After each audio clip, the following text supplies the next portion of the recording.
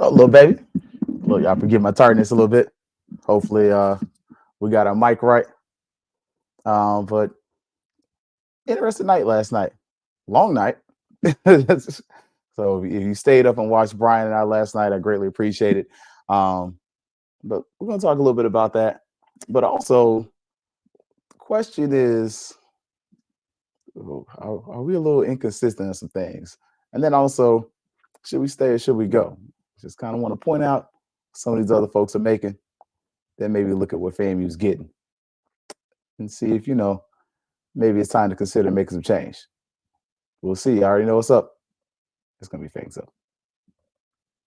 Yeah, baby, you know what time it is. Now let's get it started. Are you kidding me? Unreal! While our HBCUs are mostly known for academic rigor, community, they also know how to turn up. Does he have it? Yes, he does!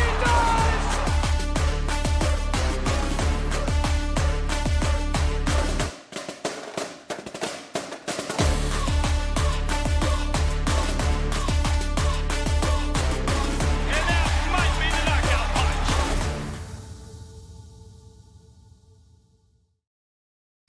All right. Greetings and salutations. Again, hoping all is going well with you and yours. Look, I got it on the right Wi-Fi today. I was telling Brian, I was like, man, I was wondering what was going on with the show, why it sounded like that, why the audio was acting crazy. And I realized I was on the 2G and not the 5G. I was like, you don't use a direct connection? I was like, I normally do. Couldn't find my cord, so we got it straight though.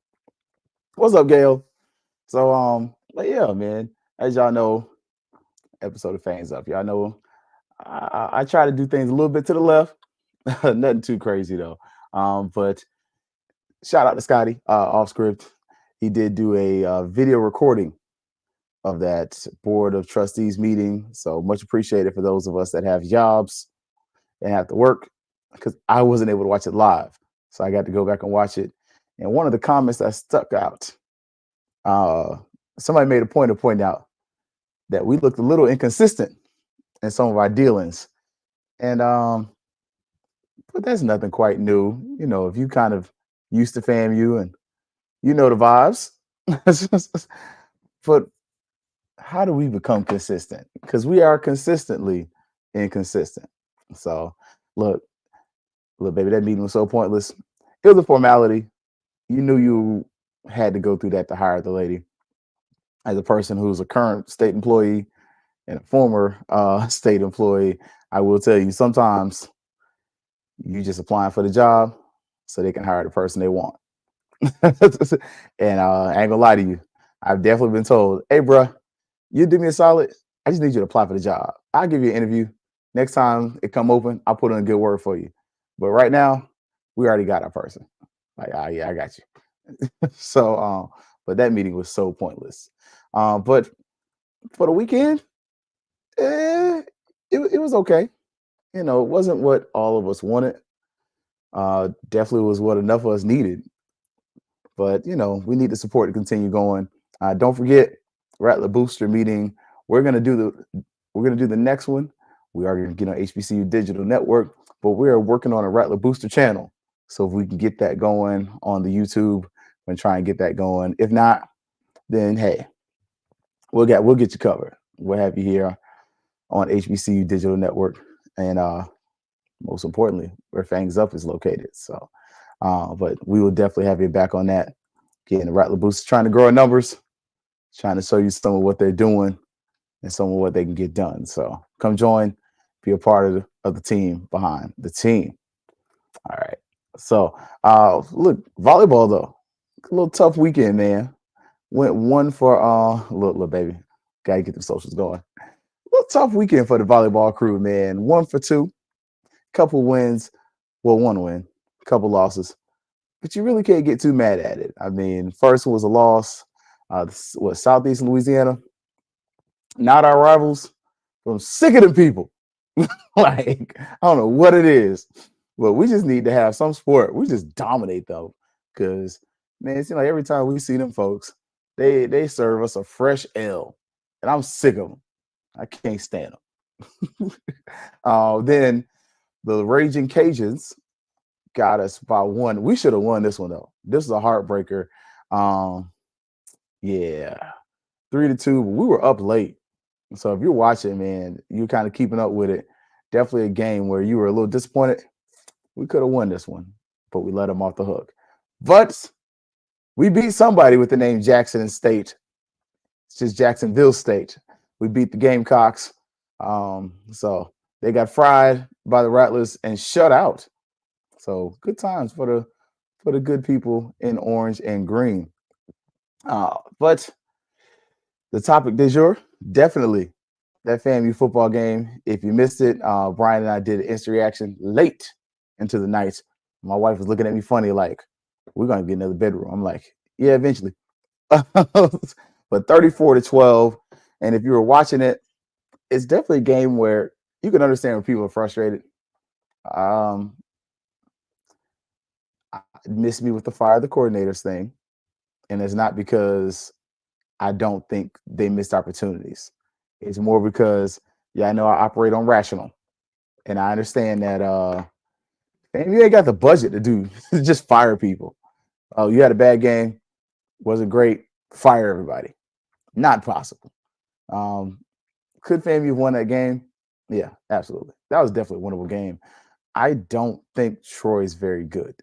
If we're looking back at it, but when you flip that over, I mean, honestly, Troy beat us with one person. I mean, we can be honest about that at this point, right? Number 7, the person that the OSG strike zone told you, hey, you might want to watch out for that guy. Lit us up. Went over 200 yards by himself. And honestly, it becomes an is what it is type situation with that. You don't like to lose that game, but on the flip side of that, you do lose it. And a couple takeaways I had from it, especially the penalties. Honestly, that's the number one thing that stood out to me. 10 penalties. A lot of them were boneheaded. You can't have that. I mean, 3 of the penalties early on, okay. Most of the penalties, honestly, against the defense, not that bad. A lot of the penalties against the offense, though, I think those are the ones you're going to be running for. I mean, you can't really get mad at Kendall with the pass interference penalty. That can go either way. It probably was a pass interference. Like if I take off my orange and green glasses for a minute, it was pass interference. But put them boys back on real quick because I think I look good in them. Yo. But I'm just being honest. You can take that either way as far as the pass interference penalty. It did seem like their offensive line was doing a lot of holding, though. Like, I think if you go back and watch that game, and I think that's something you're going to get from any football fan is going to notice holding, just because there's holding on every play. Like, first thing they teach you to do is grab the person around their pads, and you're supposed to hold them. Now, once their body turns a certain direction, you're supposed to let them go. So holding happens on every play. So you can get a little nitpicky with that, but I did feel like James Ash in particular got held a few times. Just going to put that out there. But it wasn't a bad critique of the refs. Honestly, my only critique of the refs really came probably third quarter. I felt like they lost control of the game for a little bit. They got it back, but you could see where the guys started fighting. And, I mean, it was a punch got thrown and nobody got thrown out. If you're a FAMU's coaching staff, you're going back and watching that game. And we've heard Colsey say that he's not overly critical of the refs. I think one of the things that you're going to hear some of those that are willing to be critical of the refs, they're going to say that might have been targeting, may or may not have been. And you get throw a punch and stay in the game. I think that was a step too far. I think if you're going to really come in and lay the hammer down as a ref, you probably got to throw them out at that point, just to kind of set the tone and kind of course correct and say, oh, no, we're not putting up with that bull junk here. We are throwing you out if you continue to fight. I think that really kind of helps you get some of that back. But again, these aren't our rivals. But you got a lot of kids from Florida on that short team. They know who FAMU is. They may not, whatever you want to say about it. But some of them, one of their best defensive linemen was a former FAMU commit, Raymond Cutts. So, I mean, you can start to see where there's a lot of familiarity with the team. Florida, Georgia, Alabama kids really make up the majority of both rosters. So you kind of saw that out there. Other thing I really noticed when watching the game early on, I'm not in disagreement with y'all that are upset about our offense. But at the same point, outside of the red zone, we were actually okay. Like, especially early on. You started looking, FAMU, part of the frustration was Troy was getting pushed around a little bit. Like, go back and watch that first half. I believe that was that Dean that or Franklin that trips in the backfield. Go look at the gaping hole that was there. You started to kind of realize we were hanging with those guys, and I don't think they were comfortable with that. Like, an EA point blank, this is not a championship team. We still can't tackle. OL can't run, block. Our DBs are jokes. I know it's your friend, but 2 games against FES didn't show me too much. I mean, the first game they didn't really attack him. I thought he did decent in coverage because how many times did Kendall really get tried? I'll leave that there. With the tackling, that's the national.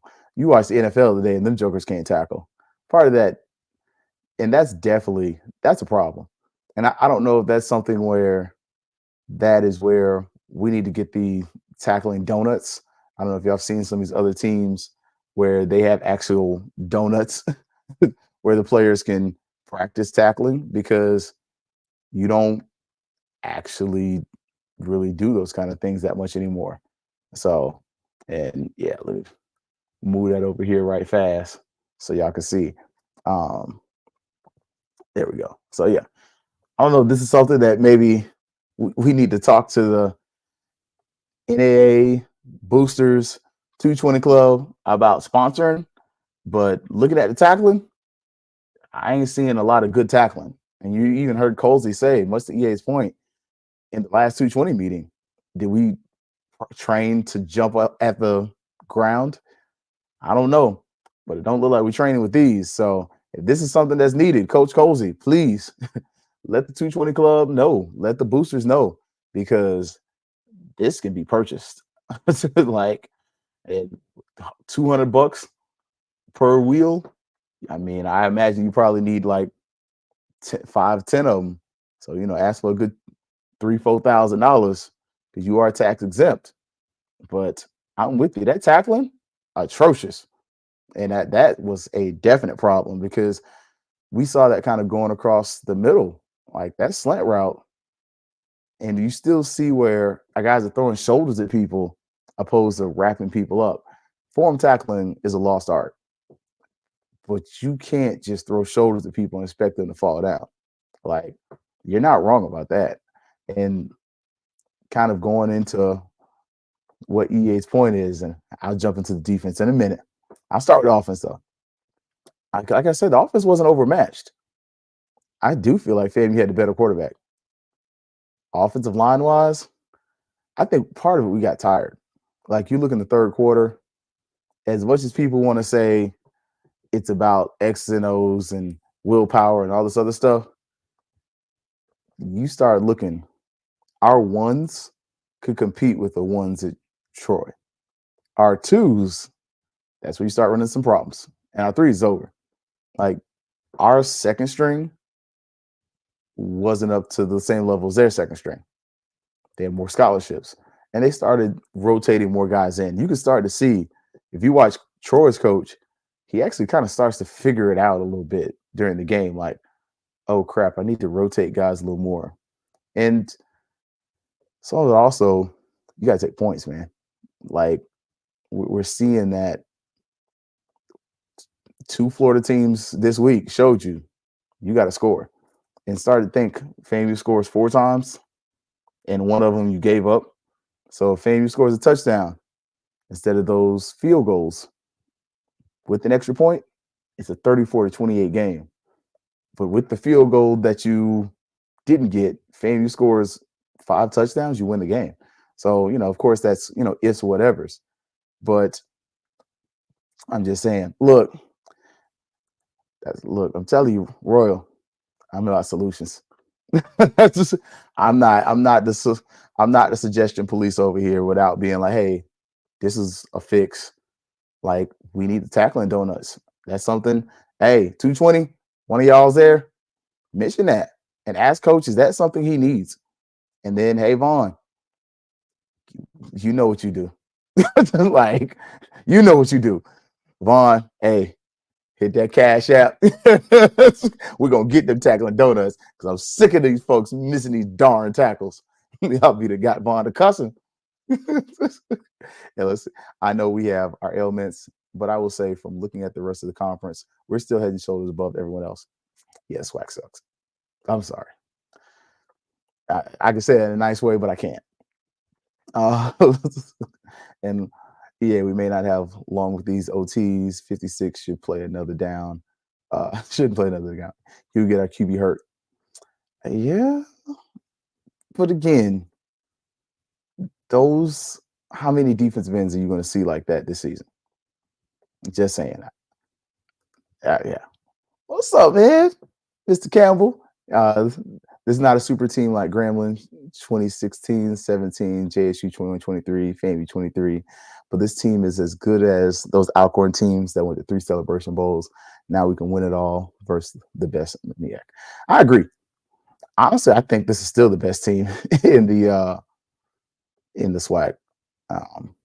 You have to show me different. I think Grambling's close, but it's there. And look, there you go. Cash App, 220 Club.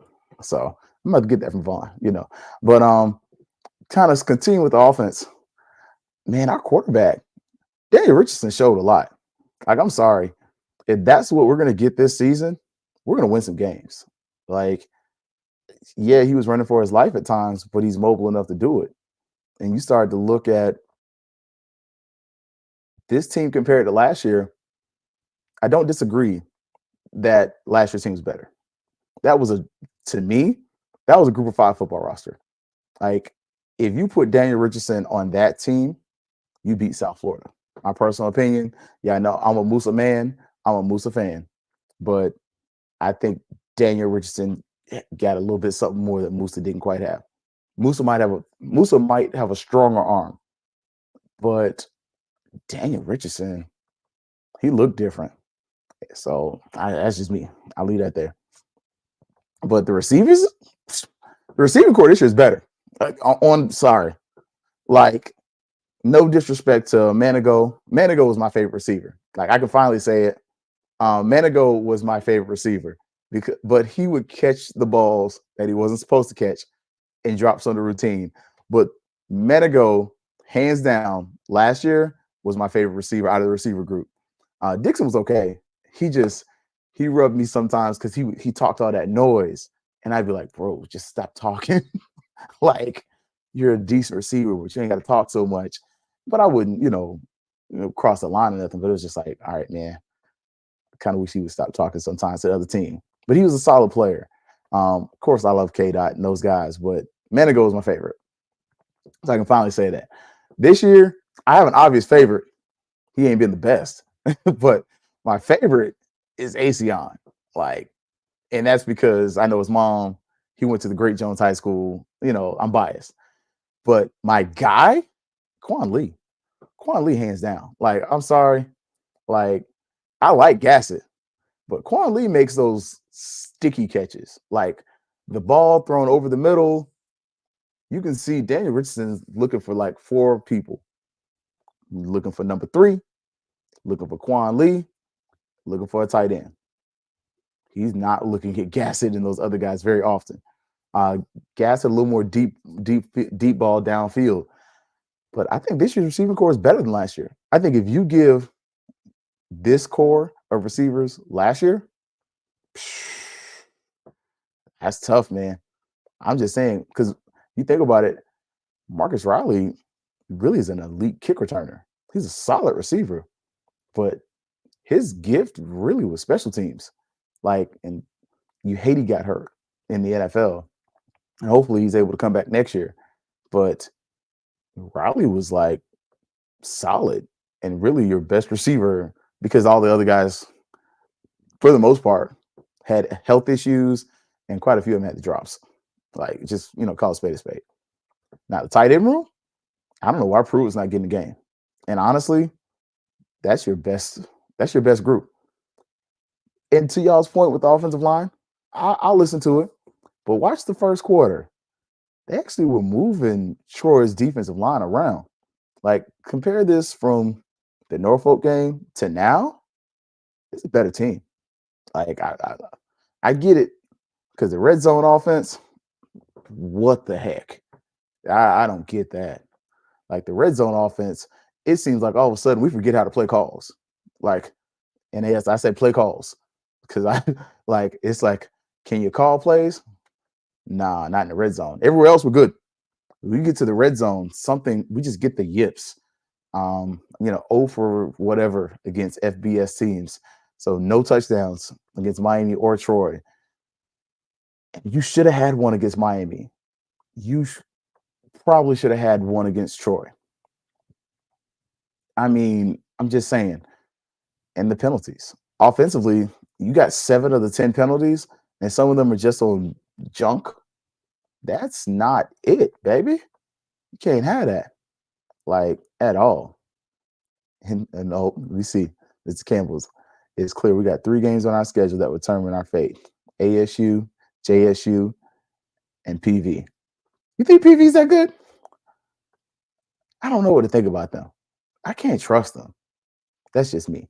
And look, Yellow threw for almost 300 yards. Passing game is strong. It is. But FAMU's running game slept on. I mean, honestly, I don't think Kelvin Dean's healthy. Like, I'll say that. I don't think he's healthy. I don't know what Thad Franklin comes out, though. Like, Thad Franklin at halftime has 41 yards. He ends the game with 45. Question mark. But we see where Bo is starting to figure it out, though. Like, they're starting to lean on Bo a little bit. And one of the things, I think if you go back and watch, from game 1, I felt like Bo was missing some blocks. This game, Bo was selling out. He even got a penalty for blocking. But Bo Somerset was blocking much better. And I think if you start looking at from game 1 going into this Alabama A&M game, that gives me hope. Because I think your running back room is going to kind of help carry this. And how many more teams you going to see that are as good as Troy or Miami? Maybe one. Yeah, just saying. Let's see. Old Green, I think we'll win out if the defense can continue to improve. Oh yeah. A little baby. Me either. I haven't seen much of Pruitt these last 2 games. I'm just saying. I don't know if he's hurt. I heard he's not. But you got those tight ends that dominate. This is my thing. And this is where I'm not going to call coaching into question. I'm going to call decision-making into question. Nicholas Dixon moves from tight end, to receiver, largely because other guys are dropping the balls, and he could do it. Y'all don't think Pruitt could play receiver against some of these SWAC guys? Because last year, remember, when I asked Willie Simmons a question, hey, what about, recruiting some taller receivers? That's what I use tight ends for. Oh, okay. It makes sense. Why can't you just use that same concept at times? They're sure-handed. He is, in particular. Like, sometimes Kobe can be a little, iffy with the ball security. And my boyfriend Pitt, he's solid. Like, so can we use those guys? Because we've seen where my boy, him and Ace had some catches this game, but we've seen where receiver 1 and 2, we know, is Gassett, Lee, your boy number 3. Yeah, you got your top guys. But can you slip in a guy like Pruitt in there? And sometimes you can even have him like run the screen off of that if you do want to run that screen. I don't miss the screen. But, just saying, and look, you haven't scored in 2 games, right? But you haven't scored in 2 games against FBS talent. So I can kind of give that caveat there. And I agree with you. Defense is still problematic. We're about to get on that. And little baby, I have to go back to the stats but I don't think Troy ran over 200 yards. So I think the defense did improve. They looked better. I think some of the things that we did better defensively, an offensive coordinator that's paying attention is going to take advantage. Like we definitely brought the linebackers up a little bit more to help fill in some of those gaps. I mean, I think Nayron Jenkins was the leading tackler, which very much part of the course. If you look at the role that Isaiah Major filled, and now it looks like Isaiah Major's a coach, you start to kind of see some of that coming out of Nayron. I'm hopeful for that. But hopefully we don't get burnt on the play actions, which is something that kind of came up when we looked at Isaiah Major. Sorry about the ums. And let's see, yes. Yes, we're going to have growing pains with play calling this year. All we need to ask our staff is to improve. Yeah. And then you lost. I mean, you lost your safety coach for nothing. I mean, it's not like you were really doing that much, but I wonder if you can go back to Godby and get Pat. I'll ask that honest question. Y'all know me. I don't mind asking. I think it would be helpful, even though I think our safeties were actually decent. I think especially that deep route, part of the problem is just the coverage call. That man-to-man defense straight up like that, I don't think that's something you run against that receiver when he's a known commodity. When he's shown, he's dropping the ball like Featherstone on on necessary roughness, all right, leave that joker open. But when he's already shown you twice that he gets the ball and he's gone, you don't put him on one-on-one coverage like that. There should have been a safety over the top. And I'm first guessing. I ain't second guessing. Right here. You'll get better evaluation on Saturday because their defense has played better in the second half on games we should have been in. To me, it is still the inconsistency of scheme and a talent downgrade. Yep, you are right, Ms. Campbell. And I know they're a low resource institution, but watch the number of times 23 slips are running through the hole in every game. Same with Dean. Yeah, I was wondering about the cleats, but I know we use molded cleats, so we don't actually use like the spikes. So I don't know if that's a difference. I'm not an equipment manager, but that's a question I got. And I asked the same question: Who's in charge? Who is the change agent on the defense side of the ball? Who is the enforcer? Defensively, I mean, you got one side of the ball nobody's throwing to. Like, and I'm not, lying. Like, they tried Kendall early, one-on-one, they didn't get him. Now, other times, hey, it kind of happened when he was running away and he didn't catch him. But we didn't say he runs a 4-3. We said he's solid in coverage. But defensively, you need a DB number 2. Like, if we've seen nothing else, we've seen one half of that field susceptible. And we haven't called names because it really hadn't mattered. Whoever you put out there is getting roasted. It ain't looked good yet. Now, on the bowler side, go back and watch that first half. They tried him deep, and he had a step on the guy. Just saying. But is Kendall vocal enough? I don't know. It's about vocal. But good question, JT. I don't know. Is it about being vocal or just execution? Like, because normally you don't get your corners, especially a boundary corner, kind of being that vocal leader. Normally you kind of get that a little more from the linebackers. So I'm wondering, are your linebackers that vocal? Because as quiet as Isaiah Major was off the field, on the field, he was no question leader. Is Nayron that guy? Eric Horn, are they that guy? Because we're seeing where James Ash is playing kind of both positions. Like, he plays on the inside, he also slips to the outside at times. That brother was getting held a few times though. And you saw where early on our defensive line was making their quarterback move. I mean, how many times is their quarterback throwing on the run? And then you go back, Troy switches quarterbacks. They switched to a more mobile quarterback because the guy they had in there, he was kind of struggling a little bit. I mean, we got some sacks. I know we got noted for, said one, but it said we had 2 players who got sacks. So I don't know if the system that they use doesn't allow them to have sacks. But we did get some sacks, and it wasn't against the scrubs. It was against their starters. So we definitely seen some moments early from this defensive line, but we've also seen where that's going to be a place of growth. But most importantly, the secondary. Like the secondary's got to improve. And little baby, I said that. I was like, man, this dude sucks. That second dude, his last name started with a K. He should be starting. Troy, that's your starter.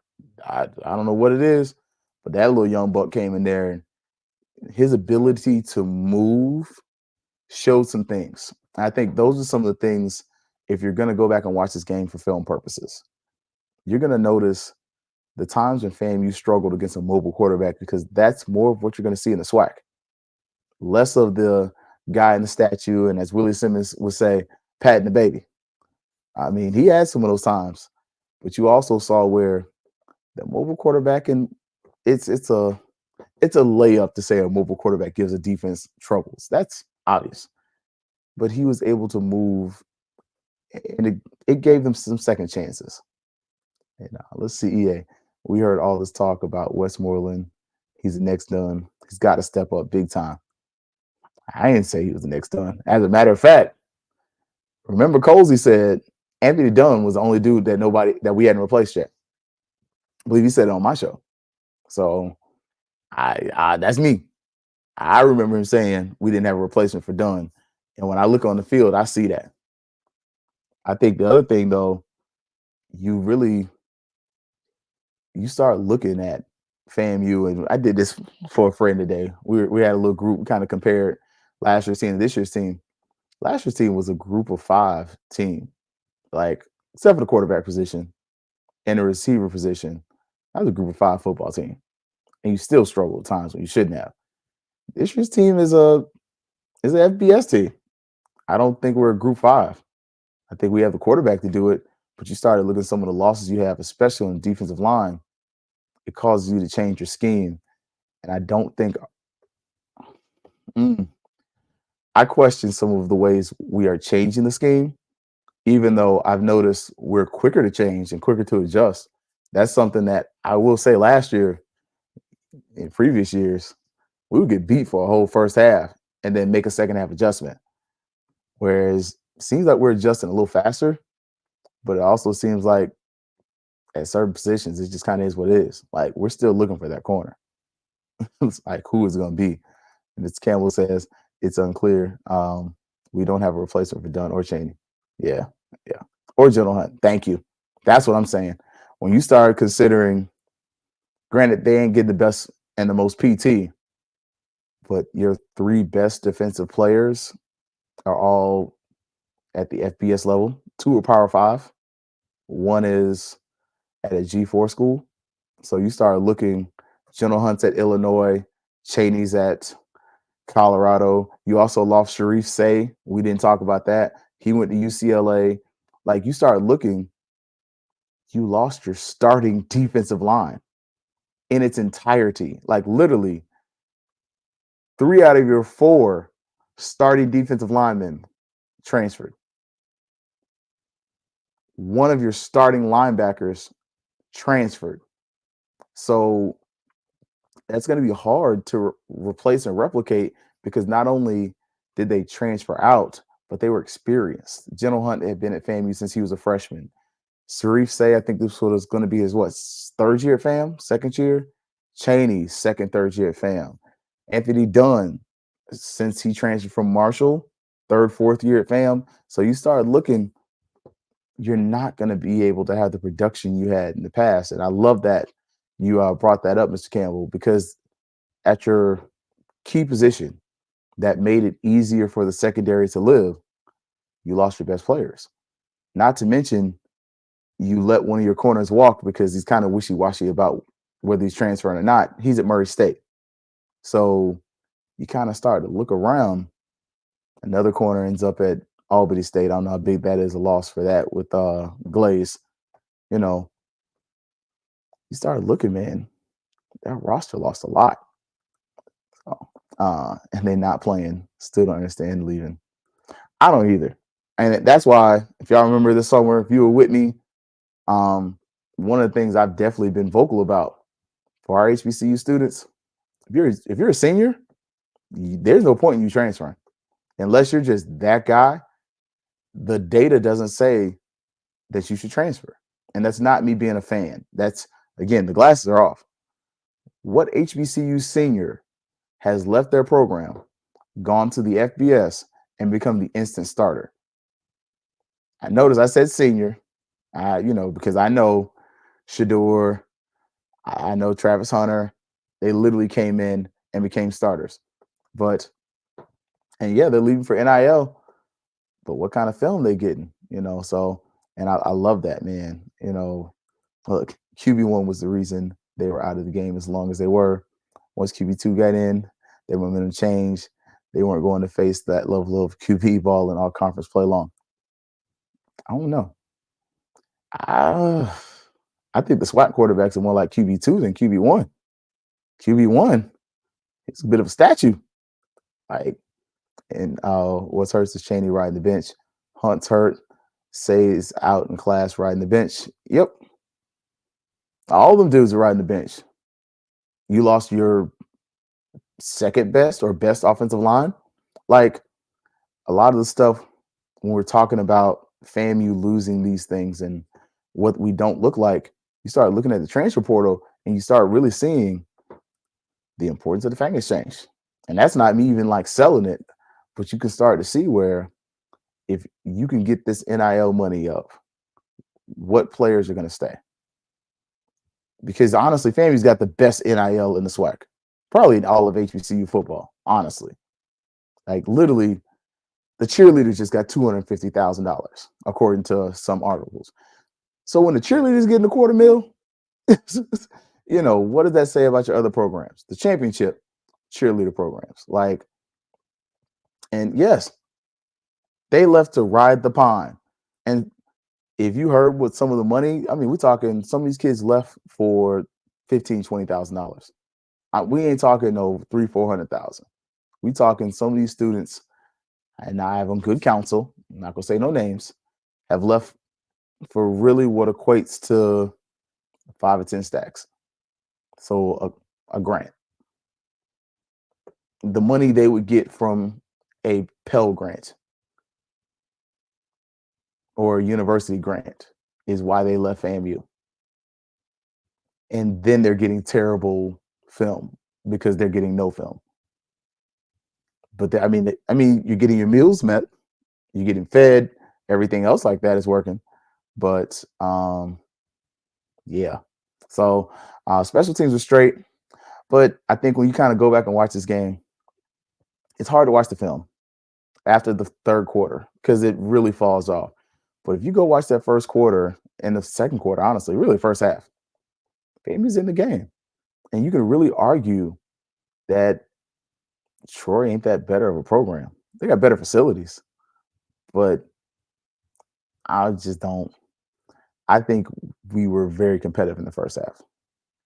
This is not the same because that's a haircut from a major company. JSU has the best collective going, and Gremlin was rolling a little bit, but I think that has died down. I agree. Yep. He's also riding the pine. Again, we got the power. Y'all know FAMU, we say we brag different. Now it's time for us to show it. Me included. So we got to jump on the bandwagon pretty soon. But talk about the SWAC at what is and what it ain't. Look, y'all see Southern up top, followed by Texas Southern. On the East, FAMU ain't played nobody. Nobody's played nobody. But I think if we're looking at our top 3 teams, it's FAMU, Jackson State, and maybe Alabama State, and then everybody else. Because Cookman's got a quarterback. They're going to sneak up on somebody. But that loss to Clark Atlanta, that's a tough loss. That's a real tough loss. But I'm not going to joke on them because they mess around and beat us. Woo! They're going to be like, you was talking trash. No, I wasn't. I surely wasn't. Now, with the big question, though, y'all already know that Board of Trustee member mentioned we are lacking in consistency. I don't know if you heard that or if you caught that, but I caught that brother sneak dissing real quick. And that meant y'all got the dress as basketball coach situation because as hard as some of us were, or some of y'all should be us, I told y'all I was with Miss Campbell on Suggs. She should have got a job first crack. But she got a 3-year contract, no consternation. You got Mr. Crary over here got a 1-year deal. It's the optics. I'll say that. It's the optics. It's not the fact that she is legit. Like, we finally got us an AD, y'all. I'm excited for her. But you can't give her a 3-year deal with no arguments and run that thing through. And then you're like, oh yeah, she graduated from FAMU. She did this at FAMU. And you don't realize, bro, this looks like nepotism. She should get the job. She's the right person for the job. But you got to give Curry that 3-year deal. Like, it's the optics. Because on its face, it looks like nepotism. Because she should get the job. She's worked in athletics at FAMU. She's done these things. She's done these amazing things with the state of Florida. This guy you just hired as a basketball coach is a good basketball coach, good record, is an experienced coach, and he was also the athletic director. So you got to kind of clean that up. Just saying. What's up, Mary 305? So I think when he dropped that in there and he's talking about inconsistencies, I think that's going to be at the top of her box to check. Because again, and I want to make this clear. I don't want anybody to think I'm questioning her. Suggs was the right hire. The optics are, though. You're giving someone who's never been an athletic director, who's literally FAMU DRS, as Cousin Kev said, the high, then Florida A&M University, and has done all these things, comes in, nothing said. Curry comes in, experienced basketball coach, experienced athletic director, got to prove himself on a 1-year deal. The optics are bad. You got to fix that, because at a certain point, you kind of get to that point where you start to involve them other people in your foolishness, because now it's, well, let's question your hiring practices. And that's just some of the stuff from the outside. And I'm not outsider. Y'all know I'm an insider, FAMU, everything. But I have the ability to step outside of my nice, comfortable bubble and look and be like, oh, I see what this looks like if I wasn't wearing orange and green. Because that's what I would say. Like, what would be her first order of business? If I'm athletic director, I'm going to fix the query thing, because when a board of trustee member brings that up, that's not organic. He has said that to somebody else, and somebody else has brought that to him. I just don't, that's just me. It's very seldom in a meeting, unless you're just that person, to just bring something up out the blue. Like, I know for me, sometimes we'll be saying stuff and that's why I just get aggravated. Like, I don't care, y'all. I'm gonna just say what I say. I don't think that was organic. That's just me. I feel like somebody else kind of mentioned it. Somebody that may not look like us mentioned it. And it was one of those things like, you need to fix that, because it's gonna escalate to something else if it continues. That's just me. I could be wrong. That's reckless, irresponsible speculation. But just from my personal experience, people don't bring up that kind of stuff just randomly. So I think that's the first order of business. After that, I think you start trying to rebuild some of those corporate sponsorships and relationships that you lost under the previous administration. And it's not happenstance that you have individuals like Vaughn Wilson who have mentioned terrestrial radio. You have alumni at 220 Club mentioning terrestrial radio. And we're talking about loss of revenue, and individuals are mentioning how much money is being made over terrestrial revenue. And you're starting to look at places like across the street. You can look at places like down I-75, and I don't, want to not say it, but I'll say it, I don't care. UF and Florida State on the regular radio, and I can listen to iHeartRadio. I can listen on Sirius XM. Like, that's something that it's a revenue stream. So I think those are the first two things right there. Just saying. Um, what was the hiring committee in the 20? Look, there was no hiring committee this time. I wasn't gonna say that. Hold on, FAMU misogynistic. You darn skiffy. No women over here. We try to tell y'all that. Like, FAMU is not misogynistic. It's the fact that you didn't hire a qualified person, and you didn't hire a person that the alumni felt was qualified. Let me say that, because I don't want to be like overly rude to the previous person.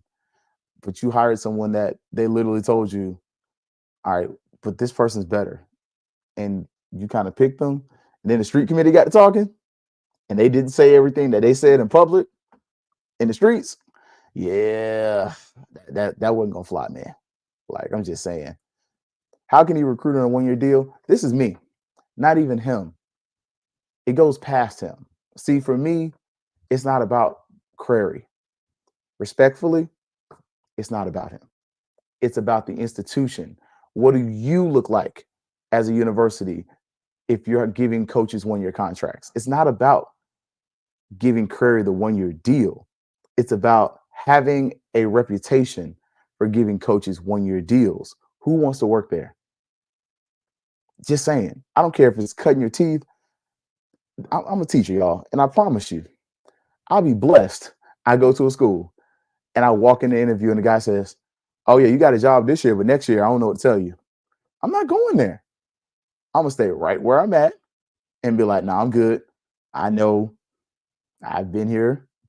I've been here. This is year 2 at this school. And guess what? Y'all started getting rid of teachers. My name is one of the furthest ones down on the chart. It's people gonna get let go for Keith. You're not recruiting qualified coaching candidates with those hiring practices. It's not about just the right and the wrong for Crary. It's the fact that you should comply with industry standards. And you should set the standard, but you should set the standard in a positive manner so that when someone leaves FAMU or comes to FAMU, they're like, all right, I got 3 years. Year 1, okay. Second year, got to prove it. Year 3, this is the contract year. And that way you're complying with the industry standards, because what you're paying coaching wise is comparable to the industry standard. You start looking, these coaches' base salaries are similar to what Crary's getting. Now the supplements are where it goes like nuts. Like, I think I saw Calipari's contract, his last contract in Kentucky. His base was $250 from the university. Now you looked over, and you can Google it. You saw the supplements. That's where the millions kicked in. Same thing in Florida State. UF, USF, UCF, the base contracts are pretty much the same. It's the supplements that raise that puppy up. Like, you have to be able to attract these coaches by giving them fair contracts. Because one of the coaches, I heard a coach say this about FAMU and their interest in coming to the state of Florida. No state income tax? You had me there. You don't think UF is, there's a reason they haven't fired Billy Napier. And it's not because of his contract or because they don't have the money. It's because you got to get the money for 3 contracts. If you fire Billy Napier, 3. You got to get the contract to fire and pay off Napier. We all know they pretty much want Lane Kiffin, from what we're told. So you got to buy out the rest of that contract, Ole Miss, and then you got to give him his new contract. That's 3 contracts. With FAMU, though, we got to get in the habit of saying, no, we're gonna give you this industry standard 3 years. This 1-to-1, year-to-year deal, what type of job security is that?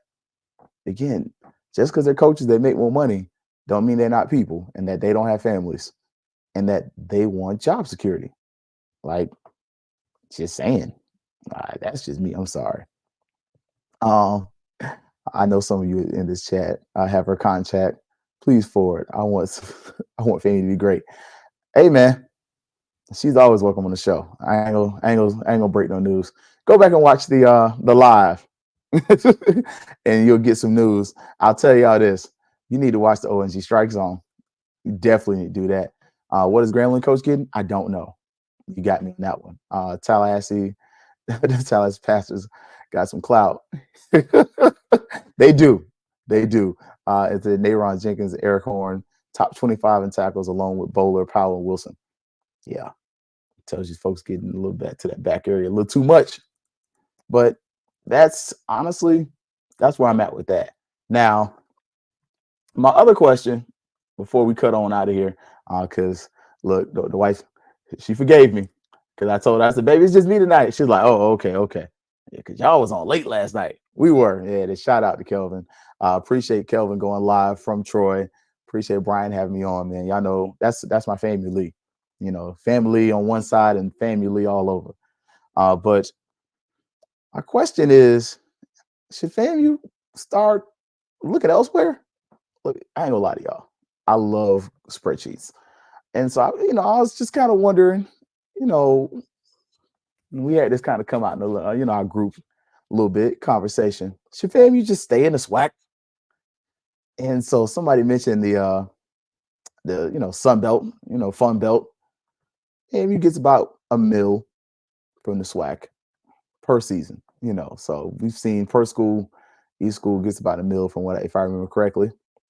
If I'm wrong, please put it in chat and double check it, and I'll put the data. But I want to say, Commissioner said each school is supposed to get about $1 million total, everything, lock, stock, and barrel.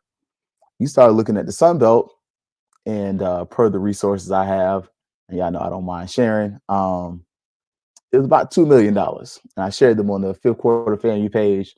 But this is the article. Who knew they had a Black commissioner? Not me. But each one of the Sun Belt schools are getting about $2 million from like TV contracts, stuff like that. So $2 million per school. Then went over here and the Mountain West. And this one was actually really solid. Also posted this up there. But you can start to see, and this must have a video because it's chopping me up a little bit. But you can start to see they started listening how much some of these conferences getting paid. And I'll pause it because they got a video that's messing me up. So if you want the go look online. I did post them on the fifth quarter website there. But you can start to see Mountain West schools getting about $5 million apiece. And the Big East, who doesn't play football anymore, about $4.5 million. And then the American Athletic Conference gets about $8 million. So, and none of these are FBS. So, and that's why my question came in, because honestly, if FAMU is going to stay FBS, stay in the SWAC. There's no conference that entices me as a fan. There's no reason for you to leave the SWAC for another FCS program, because what are you getting from that? Like, there's no reason to do a lateral move. Like, leaving the MEAC wasn't a lateral move. Leaving the MEAC was definitely, me personally, feels like a good move. Just because you start looking at travel, other things. Like, consider in the MEAC, our closest opponent was Bethune-Cookman in South Carolina State. Now, Bethune-Cookman is the second closest team to FAMU. I mean, Alabama State and Cookman pretty much equal distance. So you can hit a lot of the schools in a decent radius, So just kind of putting that out there. If I would start kind of looking to explore that, but if you're an HBCU like FAMU, you got to make that move with other HBCUs. Not saying that we do, but I think some of this is a consideration. And MEAC is hanging on by a thread. They are. But the Celebration Bowl, you can't discount how impactful that is. I mean, each conference is getting $1 million pretty much as a payout. That's then split, between the different schools. Other schools are wanting to kind of mimic that and model that. And so I'm just going to put the question out there. I'm not going to answer it. A lot of times I like to answer questions. But if you're FAMU, do you kind of start to look at a little longingly at what could be. Because, and part of the reason I ask that is I recognize here in the state of Florida, you have a Division 3 school that is now a Power 4 school in UCF, a school that 30 years ago had no football is playing at the highest level of football. As much as y'all gonna hate me for this, I know they get more money in Florida State, about the same per year, as far as like from the conference. That's part of why FSU's balking like they are. It ain't just because UF's getting almost 80 mil. It's because UCF is getting about 40. And how much they're getting from the ACC? About 40. So how do you differentiate yourself from UCF if you're Florida State? At a certain point, you're just hanging on the legacy. And so I think that's kind of my question there, where as you kind of start looking around and you're starting to see the waves and how college football is moving around, is this a time where, because we see where it's separating, there's going to be an obvious separation between the top conference schools or the top level, those Power 4, if you want to say, but really those top two and the other, what's that, 7? So it's a group of 5, Power 4, that's 9. 2 are top conferences. You subtract the other 2, that's 7. I went to math a little bit. So those top 2 and the other 7, it's gonna be a separation. And you're seeing where if she's working this deal to stay in the ACC, they're gonna do disproportionate revenue, and the contract's supposed to end the same year that the media rights deal with some of these other conferences end. I'm just saying, how long do you sit up here and hit the low resource button, or you just create your own thing? Because we're also seeing where money games are becoming a thing of the past. Like, who's benefiting from this? Like, and Will says, I want FAMU to get their ducks in a row. So if an FBS opportunity presents itself, we're in a position to review it. I agree. Because you start looking at it, the stadium's no longer an issue. Like for the last, couple years, the stadium's capacity was right there. If y'all notice, the minimum to get in to be an FBS program in the past, stadium capacity wise, 25,000. Now, Sam Houston State Stadium, I believe it's smaller than Bragg currently. Look at the size of the University of Charlotte, got the size of Bragg. So you've positioned yourself where you're really close. But the thing is, you got to do that thing that's going to want your fans to keep coming and stay there. Because we're seeing with North Carolina A&T, part of the problem. Part of the problem is the same problem Tennessee State has. Our fans don't want to see some of those teams. But the other part, you're not winning. So if that's going to be the case, you got to pick one or two things. Either you decide you're going to go up to the FBS and really try to go with some other HBCUs so that you have some rivalries. I would definitely suggest Jackson State Southern. I would probably also see about some of the other schools, maybe a Tennessee State, some of these other ones, but some of your rivals, like Alabama State's ready. Facility-wise, everything that they have is FBS ready. Like, just saying, they could pull it off. Now, I don't know finances wise, but just saying, you can go look at their facilities. They're nice. FAMU ain't there yet. But if you're going to stick with the SWAC model, especially knowing these guaranteed games are going away, and this question kind of goes back to if I'm Angela Suggs, what's one of the first things I'm doing? I'm calling Miami. And I'm seeing about that Orange Blossom Classic because I'm walking in there and I'm walking in with numbers. Y'all know me, I argue with data. I argue with attendance because we talk about attendance doesn't matter. I showed y'all the contrary. That FSU game, FSU and LSU last 2 years before this year, had a contingency that a certain amount of tickets had to be sold. And if they didn't sell those tickets, they would have to pay it back. So I think one of my first moves after I fix Crairy's contract and I get these tackling donuts for the football team because we can't be missing tackles like that.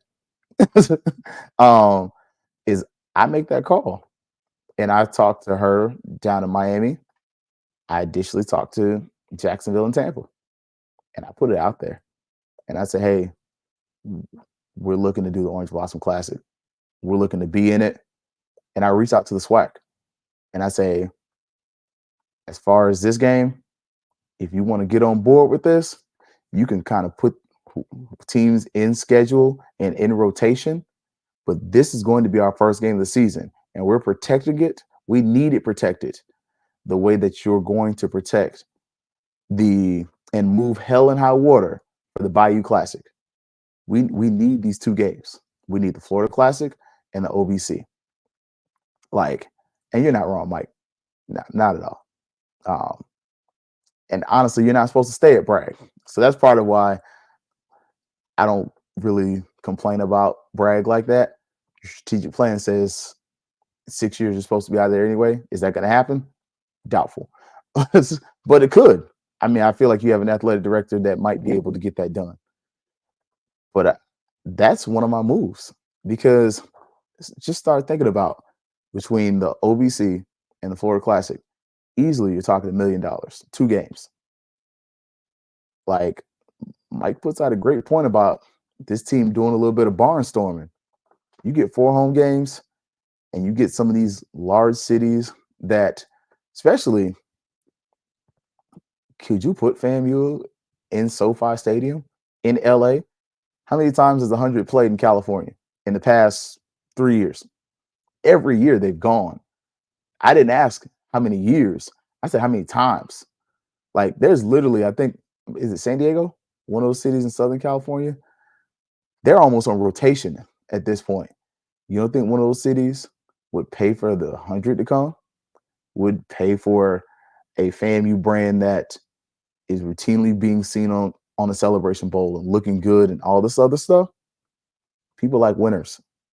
Like, you can't not sell that. We've seen the Human Jukebox play at the Staples Center. Like, I'm just saying, and keep it, fam.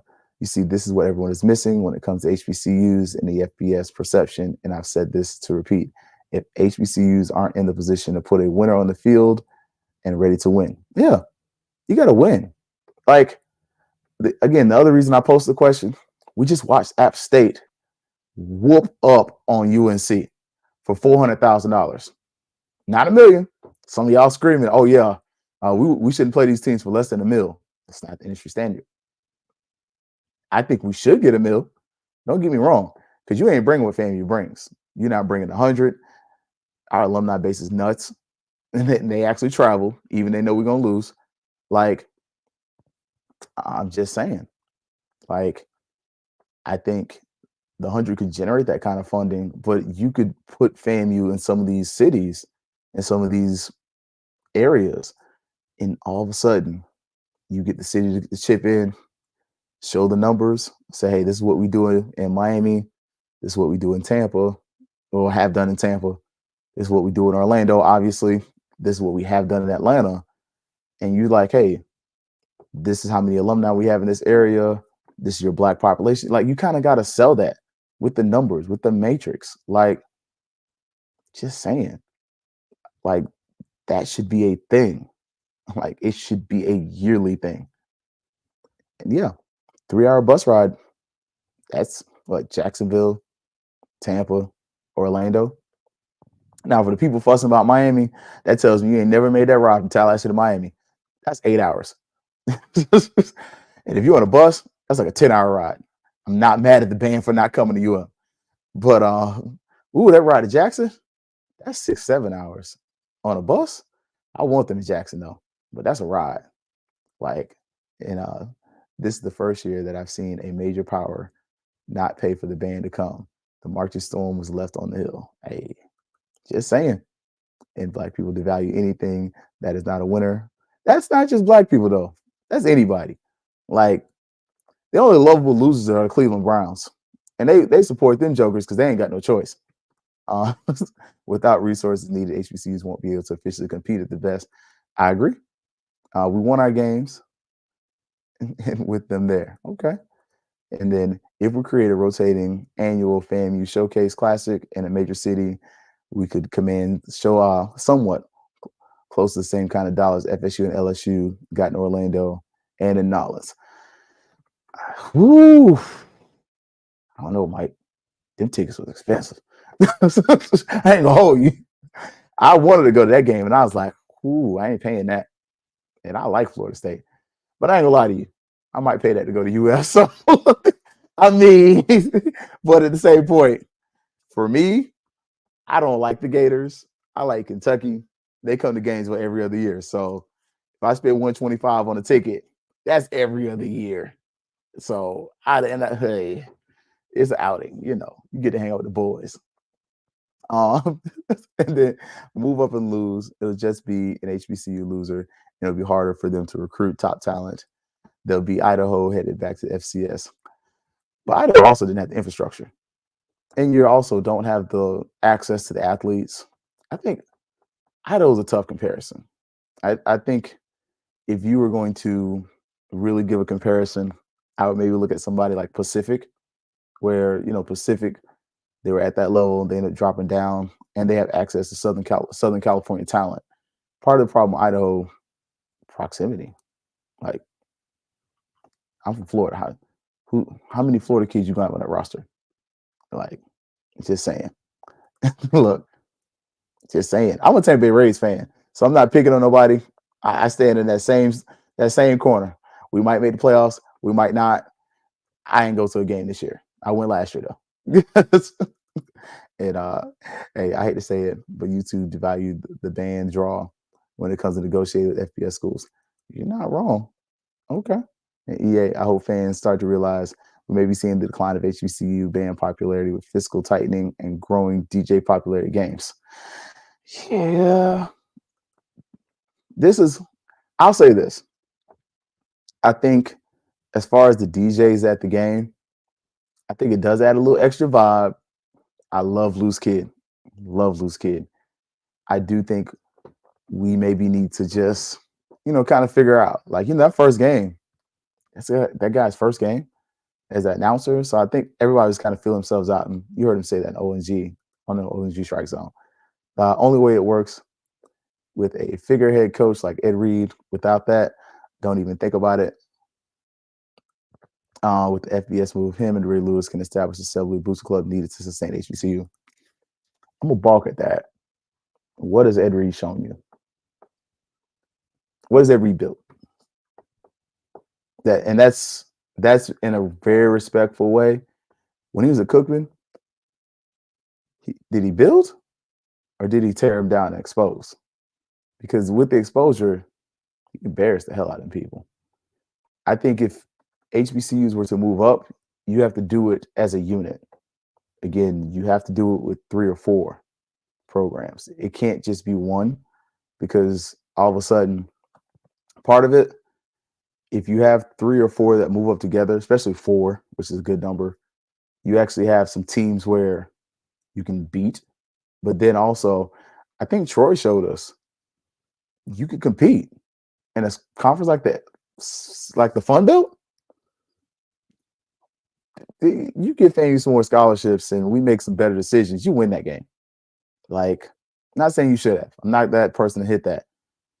But you can be competitive against some of those teams. Like, I'll leave that there. Do I think the whole SWAC would be competitive? Not at all. But I'm just saying that. And I question the celebrity coach because it only worked once. Where else has a celebrity coach worked besides Jackson State? I'll put that out there. It didn't work for FAMU. It didn't. Like, just keeping it 100. When else has a celebrity coach worked? Is it working at Tennessee State? Yeah, I mean, it worked at Grambling, and he went to Grambling. But the other celebrity coach, epic failure.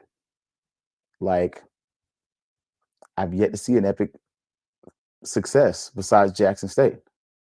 and it's more so less than that Deion's a Silva coach. Deion had a machine behind him. Like, do they have that machine behind them? Like, it's easy for us to talk about the outside corporate sponsors. Deion brought Barstool with him. Like, that was different. No other guys bringing you that. Like, just saying, like, look, top FCS teams get state financial support, and so do the G5 schools because they're PWIs and HBCUs don't. Well, they're an HBCU. FAMU and the other team is beating Troy because of athletes all over.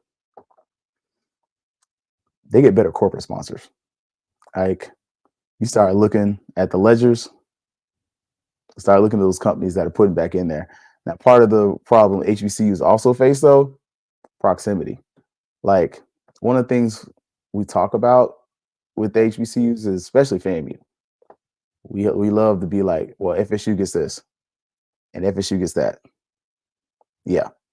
FSU and FAMU are the only schools in the state that are public that are playing on the same athletic level that have that problem. There is no other in-state schools that are public that share a city, more so share a small city. West Florida is by themselves. North Florida, UF's there, but they're by themselves. UCF is by themselves here in Orlando, except for our law school. Like, we're in a very peculiar predicament when you start to kind of look at some of the finances, and we're not the only ones like that.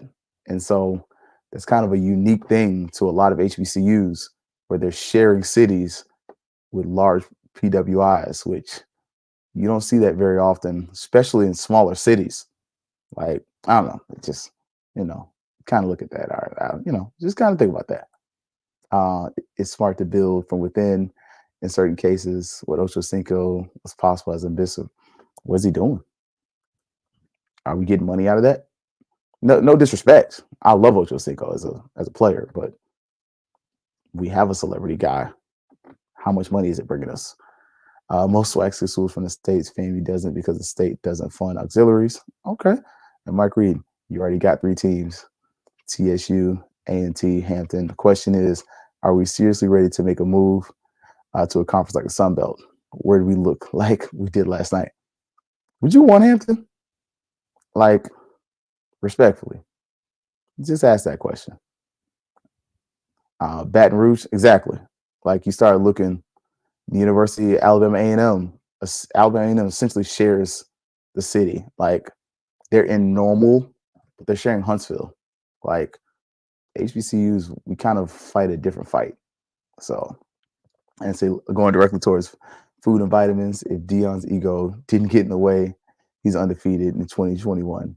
Niles Gaddy was held, put a lot of controversial players in the portal. Yeah. And Doug Williams. And Doug Williams actually built the program, not through the portal. So, but yeah. All right, y'all. It's getting late though. Look, tomorrow the Fang Exchange is running. Go support them. They are doing some great things. And look, 220, hopefully. Look, can we get let's talk about these tackling donuts? Because that tackling is trash. All right, y'all. So for HBCU Digital Network, everybody here, man, look, see y'all Thursday night. Y'all already know what's up. It's going to be Fangs Up. Yeah, baby, you know what time it is. Now let's get it started. Are you kidding me? Unreal! While our HBCUs are mostly known for academic rigor, community, they also know how to turn up. Does he have it? Yes, he does!